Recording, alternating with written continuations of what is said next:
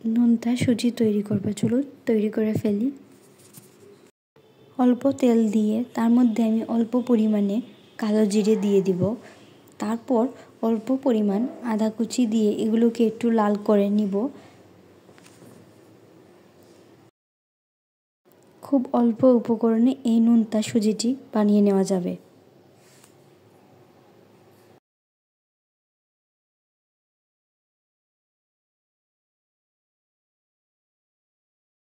এখানে আমি half cup থেকে একটু বেশি সুজি দিয়ে দেব, দিয়ে আরও কিছু সময় ভেজে নিব। হালকা পরিমাণে একটু লাল করে ভেজে নিব, হালকা, বেশি না।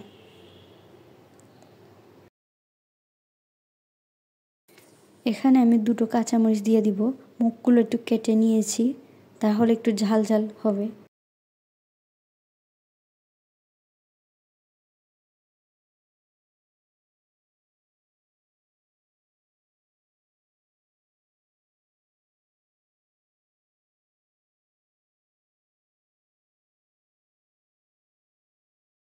তারপর এখানে আমি অল্প পরিমাণে নুন দিয়ে দিব, দিয়ে আরও কিছু সময় ভেজে নিব।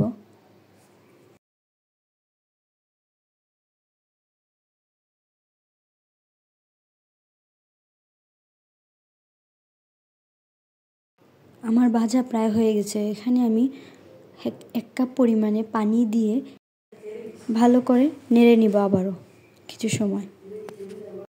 এখন বেশ নাড়তে থাকবো, পানিটা টেনে যাবে, টেনে আস্তে আস্তে ঝুরঝুরা হয়ে যাবে সুজিটা। তখনই বুঝতে পারবেন যে সুজিটা আমার প্রায় হয়ে গেছে।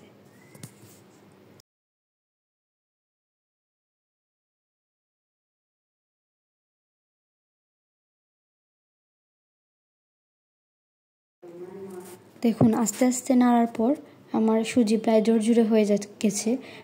প্যান থেকে ছেড়ে যাবে যখন, বুঝতে পারবেন যে এটা হয়ে গেছে। এবার নামিয়ে আমি গরম গরম পরিবেশন করব নোনতা সুজি। রেসিপিটি কেমন লেগেছে অবশ্যই আমাকে জানাবেন।